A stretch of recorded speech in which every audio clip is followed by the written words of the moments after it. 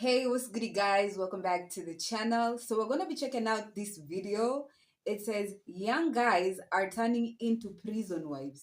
And I believe this is like part of going prison that a lot of people don't talk about. So, I'm interested to see, what they have to say on this video. Let's go. I touched a little bit about as much as I could, but again, because how he caught me off guard, coming behind me, and he was a bigger guy, just Now, when your homie come home, the dude you talking about you want to be with, you better make sure you put him under investigation.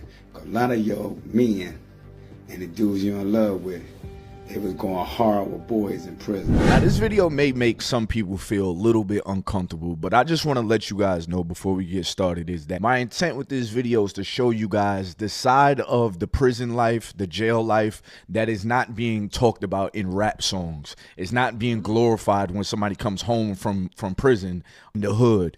You know, people like to see people come from prison, but they don't really tell all the stories of what's going on inside prison, leaving the youth to think, okay, going to prison is the goal. You know, you get respect in the street. See, the YNs of back in the day are ONs of today. Old niggas. Old niggas of today. And now they're telling their story. See, it's always been cool to hear your favorite rapper talk about committing crimes and doing jail time and not snitching and all this stuff. Like, it feels cool, you know, when you rapping those lyrics. You even start to think to yourself, yo, I could live this life. Or even seeing your hood homeboy from your hometown talk his ish, but he never got out of his hometown. But he got respect in the hometown. It even seems cool when you see all the ladies that be around these dudes that commit all these crimes and stuff. Like, the ladies be acting like they like that stuff. Like, if you listen to some of Miss Mulatto's songs and some of Sexy Red songs and stuff, like, they always talking about a nigga, you know, holding the Glock, doing this, all this illegal stuff. It makes it feel kind of cool. But they never tell this side of the story of what jail can really do to you. Listen to this guy's story of being too nice in jail. I'll take this again. I'm not gonna have you reenact the whole thing, but as far as you want to take it, the day of this happening, the first time. What can you walk us through as far as what happened? Like, Even before we go any further, he just said the first time, meaning after it happened the first time, it happened again and again. It wasn't just that one time. Damn. Wow. like, how did you not see it coming? If you don't mind me asking.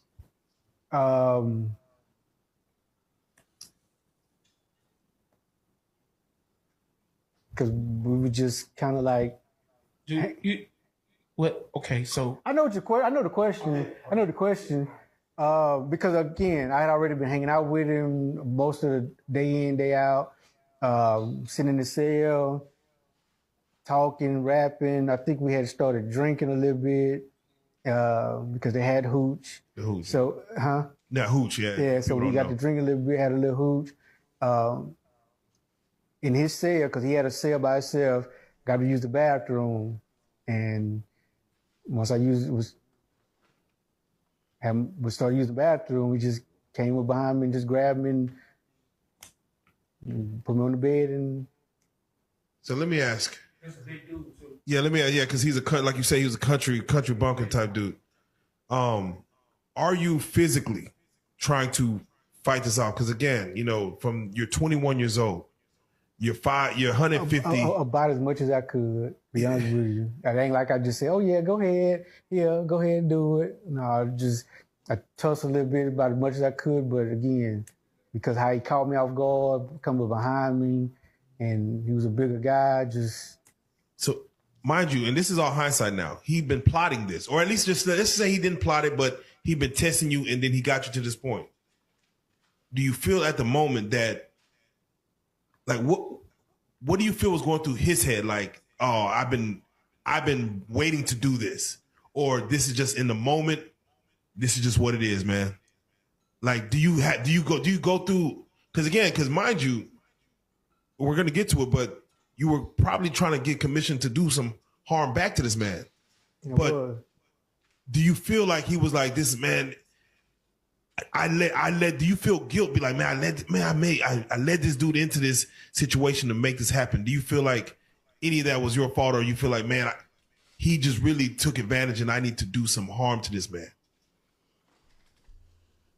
I felt like he took advantage all the way up until I need to do some harm because after everything was over with, I just kind of wanted to everything just be over with. It'd be over. And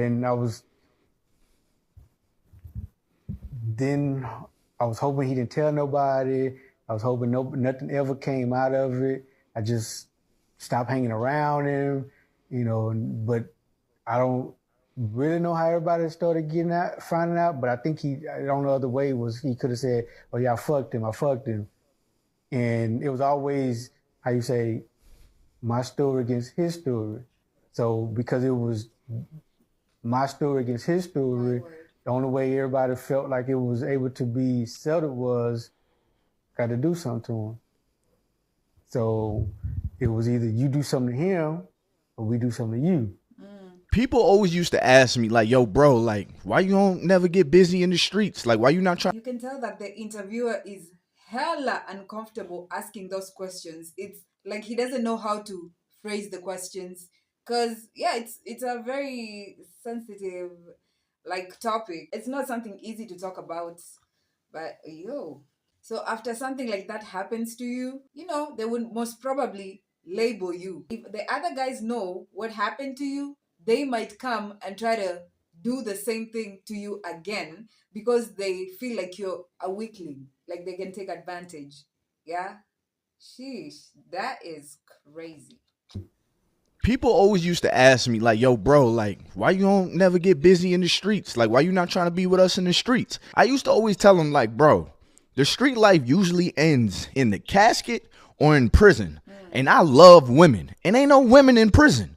So why am I sitting here playing those games when I could just figure out life? Yeah. And if I fail in life, the worst thing that's going to happen is I have bad credit or women don't want me because I'm broke and I'm fat. But at least I don't have to worry about being around a whole bunch of tough guys that are killers. So like I said, the street life usually leads to two places, either the grave or jail. One place, you don't get any do-overs or a second chance at life. The other place, you get a second chance at life, possibly, but you don't get a second chance at your booty. I don't see how y'all leave the free world with all of these beautiful women just to go to jail or prison and to fight a man off your ass every day. I'm gonna let a lot of you women know you better put some of your men under investigation when they come out the joint. Because when I was in there, I only can speak for my city. Other city, we know what they do, like playing like DC and all them places. They go hard with the boys. Now, when your homie come home, the dude you talking about you want to be with, you better make sure you put him under investigation. Because a lot of your men and the dudes you're in love with, they was going hard with boys in prison. You know, they had a lot of fun with them, and they had a lot of fun with them. So you got to be careful and mindful. Do you want to put yourself in that situation without putting some of these guys under investigation? Because one thing about these streets in their neighborhood, they speak a lot. And a lot of guys was enjoying with each other. They know which one was in there messing with boys. So be careful, lady. Make sure you investigate your man when it come down with his sexual orientation when he was inside them prison walls. Peace out. See, a lot of these YN... I've been watching this show called Love After Lockup. She found out after marrying the guy, or did they get married? I'm not sure. She found out that the guy was gay. Maybe it started as gay for the stay during his prison sentence. And then when he came out, he just, I don't know, opted to do it. Some of these ladies have kids from previous relationships, but you're still fighting for a guy who's coming from jail. Yet you don't know what goes on behind those, you know, those bars. It's crazy when there are a lot of, like 1 million guys out here, good, decent guys that you could date that, you know, I mean, nothing is guaranteed, but at least you stand a better chance at dating somebody who hasn't been in jail. Sheesh, that's crazy. And I'm not saying that everybody who's in jail is guilty. Some people are wrongfully accused. They serve time which they shouldn't have. But if things happen to you behind bars, that's not gonna change, even if you were innocent. So crazy. See, a lot of these YNs nowadays, they ain't got no muscle on their body. They really don't know how to fight. They get access to a gun and a shiesty mask and just think they run the streets now. If I take the gun away from you and send you to prison, now you're 145 pounds in a cell with a man that's been doing burpees and push-ups for the last 5 years, ready for some fresh meat to walk through them cell doors. But I know there's probably some dudes that's watching this video right now is like, nah, man, if I go to prison, that shit ain't never gonna happen to me. I ain't gotta worry about stuff like that. All right.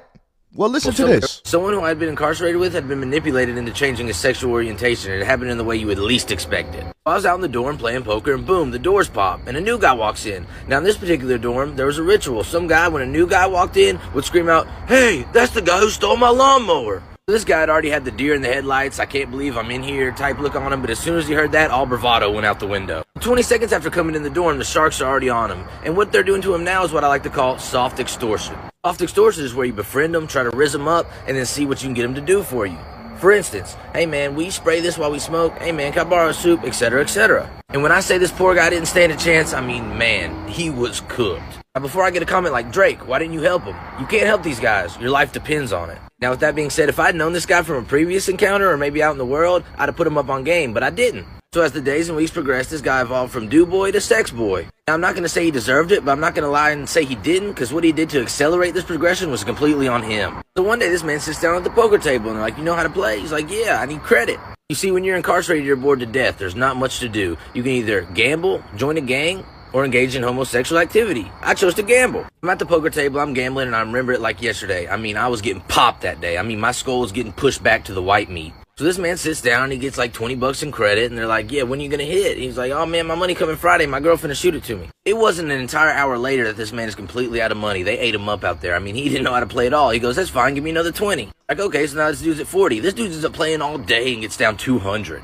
Now, 9 out of 10 times when this happens, the guy will usually check out of the dorm, but I don't think this guy was seasoned enough to even know that was a thing. I mean, he was green. Now, the store day where he promised to pay the money, I done came and went like twice. And the particular affiliation that was running the poker table pushes up on him in his cell. They push up on him, they're like, hey, my boy, da-da-da, like, you're gonna pay us. And he's like, oh, man, my girl broke bad on me, whoop-de-whoop. And they're like, what's that got to do with us? Before they beat him up pretty good, they tried to see exactly how far he would go. So they had this man washing their underwear, cooking food for him, shaving off his eyebrows. I mean, they had him doing everything. Now, this is the part of the story where the sexual immorality begins to start. This man got broomsticked pretty good. And if you don't know what broomsticked is, use your imagination. You're putting a broom where it's not supposed to go. They were really being gentle with him because they didn't break it off inside of him, but that's where the door starts to open for the other activities. So within a month and a half, this guy goes from a normal guy to using the coloring off M&Ms for eyeshadow, tying up his shirt to appear that he had breasts. So there's about a million things he could have done differently to prevent this from happening, but I guess the top few is don't gamble and say no. I was imprisoned for 7 years of my life, from the age of 20 to 27. One day, go through the pictures and put a name with them, and it was kind of bad, the total of people. And these are the guys that come home to their wives and their families, and no, I never messed around. I didn't play that. This picture here is a picture of Duro. Just believe it or not, I just ran into him a couple weeks ago. He was with his wife and kids. So that goes to show your DL lifestyles. This is Willis. I don't know why I was attracted to guys doing life. I guess the one that really stands out to me or is really a memory to me is a young man named Kevin. We were together 2 years. He's doing... Listen, I know this was hard to watch, pause. But this is reality. My goodness. Now that got me scared because it just means that if your husband or your boyfriend, if they go to jail for whatever amount of time, it's already a no-no. It's not guaranteed that they'll do these things, but there's going to be a possibility. And if you want to be safe, like, do you not fuck with them ever again? If you can't do the time, don't do the crime, please just do not do it. This was hard to watch, pause. But this is reality in prison, and I know it's not everybody that's partaking in this, but this is an activity that's actually going on in prisons. So when people are rapping about, oh, like my prison sentences and I ain't tell and I don't care, I'll go back, Nigga, you got a boyfriend or something? The fuck is you trying to go back for? Yeah. Why are you talking about going to prison like that's the Holiday Inn? Don't get me wrong. Some things in the free world just got to be done. Don't get me wrong. Yeah, I mean, like certain lines just shouldn't be crossed and whatever happens, happens. But if you have an option in life to do better, if you have choices in life to do better, why open up yourself to a possibility of going into a casket or possibly going to Booty Warrior camp? Because think about it. What is that stuff even for? What? A street code to impress other guys in the streets? Newsflash. Most dudes that live that life get snaked by the dudes that they trust in the streets. So don't end up on a shirt and don't end up in Booty Warrior prison. Because as tough as you may be, there's a brolic, burly motherfucker walking around in prison just like this, waiting for a little nigga to walk through them doors, thinking he... It's like there's this New York like drill rapper. He went to do a get back for his guy, and then he got arrested. This guy he went to get a get back for testified in court against him after he had gone to do a get back for him. Yeah, leave that life alone. Thinking he tough. You know what I mean? And mind you, he been doing push-ups and benching however much you weigh for the last 10 years. Just practicing on how to, you know what I mean, manhandle another man. And you about to walk in thinking you tough. There's a whole football team of dudes waiting for you to walk through. You could be tough out here. But a lot of dudes go in there thinking they tough and find out how tough they really are when they meet Billy Badass. But don't take it for me. Take it for somebody that actually went to prison. Y'all be running around, acting tough, playing these robot games, man. This world is not Call of Duty. Once you gone, that's it. Ain't no dropping back out the sky. Ain't no starting over, man. Choose your next move wisely, man. You hear what I said? I said choose your next move wisely. Stop thinking this world is Call of Duty. Because once you gone, ain't no another life gonna drop out of the sky. Everybody tough, everybody hard, everybody solid, stiff around the chin, tough around the shoulders. Man, chill out, sit down somewhere. It's okay to be friendly, man.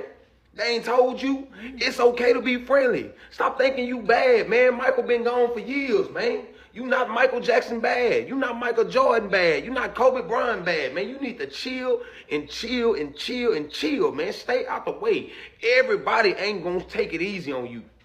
So while you walk around there thinking everybody want to do this, they want to do this. It's okay to be friendly. It's okay to hold the door open if another man coming, man. You ain't gotta mug everybody you see. Free game, man. Stay out the way, man. Please. Life is for the living, and it's not to be behind bars or to be looking over your shoulder to see if your main man is going to snake you, or to watch every car drive by to see if this is your last moments of life, or to possibly be sitting in a prison cell with a dude that is 3 times your size and he's waiting for you to go to sleep so he could be breathing over your neck. But that was the video, man. I hope this video scared somebody straight and just made you second guess your next moves and where you're actually going in life. Because with every action, there is a reaction. And that reaction doesn't always show itself automatically. You're just going to wind up there. A wise man learns from other people's mistakes. A dumb man watches other people make mistakes and does those same mistakes. But anyways, man, it's been your boy Ty Boogie. Until next time, man, I'm out of here. Peace. That was so well put together. Shout out to Ty Boogie. Yo, I'm definitely scared straight. Because now, when I'm dating, I want to know everything. Have you been to jail? How long was it? I want to know. Because men who actually swing differently, you know, hide behind marriages nowadays, you don't get to know that until it's too late. So, yeah, you better start, you know, your detective work. Don't be too rushed to get into relationships and shit. Just find out. Yeah, yes, sir. That was definitely needed. I got some really good insight and I hope you did as well. So, you young guys, whoever's watching my videos, please do not go to jail. Freedom is so, so good. You could just walk out your door and go do whatever you want right now. Because you're free. You don't need nobody telling you when to eat, when to take a shower. You know, being scared of other guys. You know, you can go hit on a beautiful lady on the streets. Like, freedom is really, really good. Don't ever want to go to jail. You don't want to do that. Anyway, you guys, let me know what you think about this one. Like, comment, and subscribe. And I'm finna see y'all in the next video. Peace, y'all.